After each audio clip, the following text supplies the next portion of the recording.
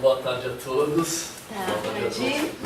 Primeiramente, eu gostaria de que vocês, coletivamente, vou propor que peguem essa folha aqui e vocês coloquem o nome de todos os filósofos que vocês conseguirem lembrar.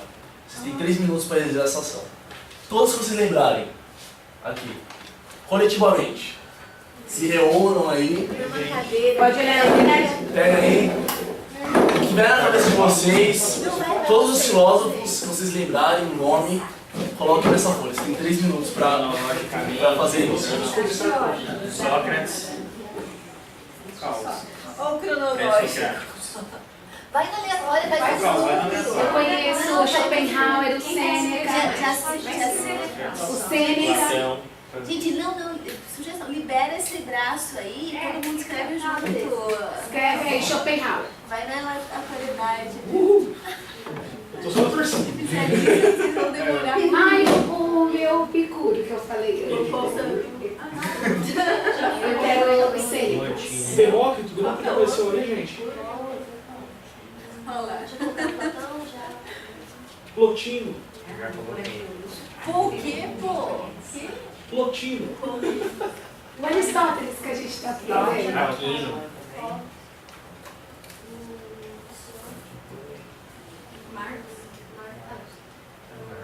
Hegel já apareceu aí, né? Hume. O John Locke. Aí, ó, Locke. Hume, Locke, Spinoza. Esse Leibniz, Descartes. Nunca faz uma piadinha do John Locke. o Kant, Kant. Já foi. o Leibniz. O todo-poderoso Nietzsche já tá aí? Já tá aqui, tá até aqui, ó. Nietzsche. Schopenhauer. Heráclito. Parmênides. Camus. Caminho não entendi. Temos o Parmênides. Ou Parmênides, né? Produz. Aquele Gabriel Pensador. É, pode ser. Naldo. lembrar o filósofo Bem. chinês, Confúcio. Ah, ele é ótimo. Gerard Lebrun. Confúcio. Emile Cioran. Já colocou aqui? Não. Quem mais? Vamos lá, gente. Vamos pegar os nomes que foge aí. Foucault. Vamos pensar no lado B. Vai no lado B, filosofia. Aquela Ana Arendt lá, não tem uma Ana Arendt? Ana Arendt. Hoje, Simone de Beauvoir. Beauvoir, que ela se escreve. Beauvoir. Aí também, vamos lá. Vamos pra Simone. Vamos lá. Vamos produzir. Aí colocaram o Sartre então, né? Colocaram Simone. Sartre. Rocha. Rosa. Ô, Agnes. Já colocou. O Habermas. Chinês. Marcuse. Vamos lá pra escolar. Acabou a fase de criação.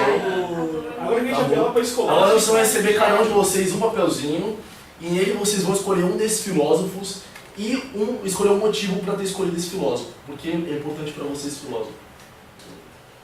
Dentre esses que foram escolhidos aqui, pode deixar aqui. Cada um. Eu já sei. Você pegou o seu papel? Eu não peguei o meu papel, portanto. Queria rosa. Mas tudo bem, pode ser cor mesmo. Ah, por quê, né? Tem que escrever por quê ou é só falar? Pode falar. 3 minutinhos pra vocês também pensarem nisso. Posso falar? Só- Agora? É pra falar agora? Não, pensa aqui, aí eu vou falar um com um. Ah, Cada um de Não vocês. esqueci do livro não, mas tem Acho brincadeira. que dá menos tempo. Sim. Quando vocês tiverem já pensado nisso, Por que a professora não eu participou? já sei. Eu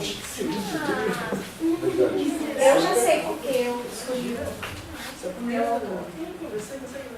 É, você acha que é assim? Se pá. Quero ver o que ela vai colocar aí. já foram? Já conseguiram? Não, tô pensando. O meu já foi. Escolhe um filósofo, escolhe um mesmo que não tem. Ia pra Explica falar por o quê. porquê que gosta dele? É um tema assim que ele falou que se acha interessante. Por que escolher esse filósofo? Eu sinto que a gente deixou a escola de Frankfurt fora desse papel. Eu tentei colocar. Você tentou? Falei, deu tempo. Vamos lá, vamos começar aqui pela Janice. Né? Cadê esse papelzinho? Colocaram todo poderoso O rápido? Henrique É hoje. Fala aí, Foi. pra- Vamos lá, a Janice escolheu o Henrique Dussel, por quê? Porque por conta dele que eu tô aqui. Ah, Só por isso. Não, esse motivo é ruim. Desculpa. Que maldade, eu não quero mais entregar meu papel. Por que você escolheu esse esse filósofo, Schopenhauer? Ah, eu estudei esses dias que ele fala sobre arte, eu achei legal. Não estudou a fundo. Só estudou superficialmente, não pode escolher esse filósofo. Por quê? Eu escolhi Platão porque ele é o único que eu conheço a fundo, definitivamente. Também muito superficial. Muito. Muito Isso que superficial. eu acabei de falar que é Não que eu foi legal. conhecia profundo. O meu, eu escolhi porque era um momento de crise, mais ou menos, da minha vida, assim, de escolher um curso ou outro, de coisas que estavam passando, de angústias, assim, e me ajudou. O livro dele me ajudou, foi uma amiga que indicou. Quem? Me ajudou. A mim. Não, mas pensando só em você e a sociedade, não? É muito superficial pra mim, não gostei. Essa foi a minha letra. Por quê? A teoria da vontade de potência. Pegou um sentimento antidemocrático dele. Exatamente por isso. Epicuro, por quê? Eu até acabei de falar de amiga, mas foi porque foi ele que eu vi a teoria da felicidade e tal, e achei muito bacana. Não, mas existem outros pensamentos que eu acho que são melhores que esse. Caramba, meu. Por quê? Leibniz foi por conta que dentro aqui do curso da filosofia foi a minha primeira viagem, assim, foi um autor que eu viajei mesmo e foi quando eu comecei a tomar um pouco mais de gosto e mais vontade de continuar vendo outros autores. Não, então foi um bom motivo. Você não conseguiu? Gente, filosofia da moral. Por conta da filosofia moral dele, universalismo moral. Não, mas você ser moral é tão gostoso, não é? Pô, acho que não foi legal isso aí. Certo. E a dor, por quê? Porque ele não é enfeite. Não é enfeite. Mas a vida é boa ser superficial de enfeite, é legal. No Natal enfeitar a árvore. Alô, Carlos Alberto? Enfim, o que eu quis mostrar é que constantemente a filosofia está sendo questionada. Então você consegue colocar alguns argumentos, mas as pessoas sempre vão ter um argumento para te rebater e para dizer que a filosofia ela não importa ou que ela não é relevante. E por mais que a gente tente explicar por um motivo, vamos dizer, do pensamento lógico ou do pensamento filosófico, dificilmente a gente vai conseguir conquistar a pessoa ou realmente argumentar contra. Nesse sentido, eu tentei trazer uma abordagem mais tecnocrática, ou seja, uma abordagem que vai realmente do encontro dessas pessoas que acham que tem que ter uma explicação de números ou tem que ter uma explicação mais tátil e não simplesmente você colocar sua opinião. Nesse sentido, eu trouxe para vocês aqui, deixa eu ver se consigo colocar a apresentação.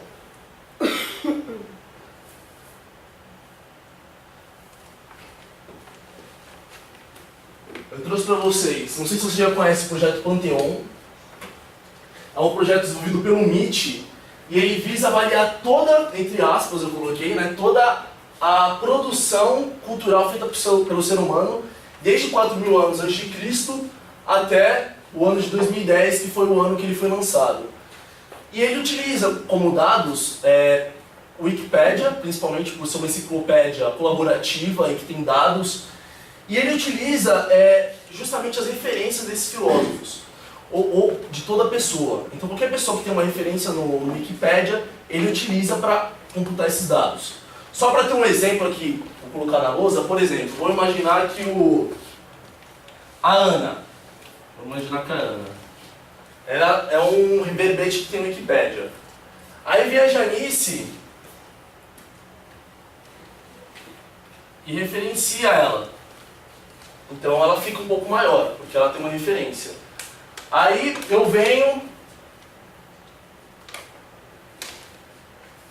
e referencio. Ou seja, ele leva em conta o número de referências e o número de vezes que essa pessoa foi citada. E aí eles fizeram um ranking das pessoas mais famosas da história da humanidade a partir desses dados do Wikipédia, dados robustos. E como o próprio criador, os próprios criadores, pesquisadores do MIT disseram, é uma coisa que vai estar sempre inacabada, porque sempre tem novos conteúdos e coisas novas. Dentro desse contexto, tem um top 10. Quem vocês imaginam que está no topo aí, no top 10? Eu nem imagino. Jesus Cristo. Jesus Cristo. A maioria das pessoas e causa uma surpresa, mas a pessoa mais citada em toda a história é justamente Aristóteles. Aristóteles, entre aspas, é o mais famoso da história da humanidade. Seguido aí por Platão, aí Jesus Cristo, Sócrates, aí tem Confúcio, Homero. E é importante ver justamente que entre os 10 mais citados e mais lembrados estão muitos filósofos. A maior parte é filósofo. Para ver que realmente a filosofia ela influencia no pensamento da humanidade. Influencia em toda a ciência e em tudo que é produzido. Além disso, tem outro projeto chamado The Graph of Ideas, que foi feito pelo Brian Griffin. É um software chamado GIF, que ele também justamente usa a Wikipédia, mas não somente as pessoas que são citadas, mas as relações entre essas pessoas. Então, por exemplo, o Michael referenciou a Ana. A Ana, de repente, referenciou o Aristóteles. E ele cria essa relação. E é interessante ver esse mapa. Deixa eu só ver se consigo abrir aqui. E ele tem esse... Vamos ver se abre. E ele tem justamente todas as pessoas, todos os pensadores de todas as épocas, escritores, filósofos, enfim, designers, e justamente liga. E as bolinhas maiores querem dizer que essas pessoas têm maior, ou são mais referenciadas ou referenciam mais.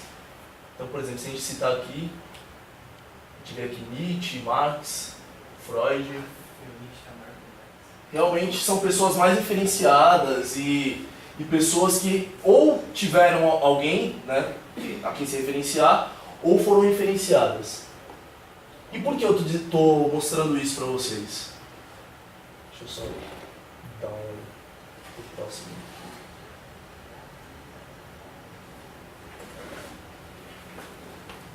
O Severino ele traz uma abordagem bem interessante no texto dele, Os Desafios Atuais do Ensino de Filosofia, que ele vai dizer que o filosofar é sem dúvida uma grande experiência coletiva. É como de resto toda a cultura humana e que só possa aprender pensando. Mas para nós pensar implica retornar aquilo que já foi pensado. Então, com esses dados e com essa questão de referência e tudo mais, a gente consegue mostrar com dados, com números, que realmente a filosofia ela influencia em todo o pensamento humano. Não só no campo da filosofia, mas em toda a sociedade. E que pensar filosoficamente não é simplesmente do nada, não é? Nossa, brotei agora, eu vou pensar filosoficamente. Não, mas é justamente uma construção a partir do pensado. E que tem bases. Inclusive, os antigos, eles, se hoje tem a importância que damos a eles, é justamente porque houveram pessoas que estudaram, que trabalharam, que pensaram sobre aquilo. Então, essa é uma forma de a gente mostrar por dados para essas pessoas que simplesmente muitas vezes não estão dispostas a refletir sobre a importância da filosofia, como a filosofia é importante realmente no nosso contexto histórico. Aí vocês vão me perguntar, por que eu fiz esse papel aqui? É justamente para mostrar que o pensamento filosófico amarrado e o contexto histórico e social, dificilmente você consegue rasgar.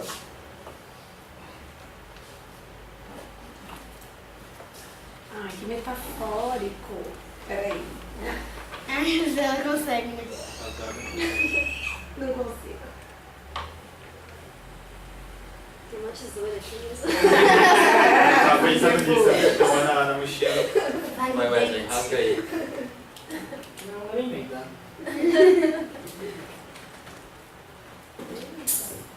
Qual é a frase que você usou mesmo antes de passar no papelzinho? Como assim? Qual é a justificativa metafórica do papelzinho que você explicou? Então, Quando tá amarrado é difícil de rasgar. quando está amarrado e quando tem um contexto histórico, porque obviamente se eu pegar apenas um tema, um autor, sem as referências que ele obteve para desenvolver o trabalho dele e sem aqueles que referenciaram, é rasgável, é simplesmente como eu fiz aqui o papel no começo de vocês. Mas quando tem todo o contexto histórico, social, e todos que referenciaram são referenciados e esse trabalho é colocado juntamente no panorama, ele realmente, as pessoas não têm o que argumentar no sentido de que aquilo, elas podem qualificar e a partir disso montar novas coisas. Mas elas não podem desqualificar todo o contexto histórico e social. Como diria um amigo meu, nenhum de nós é tão bom quanto todos nós juntos. Eu acredito que a filosofia é válida também. Nenhum filósofo é tão bom quanto os filósofos juntos. Acabou. Ensina.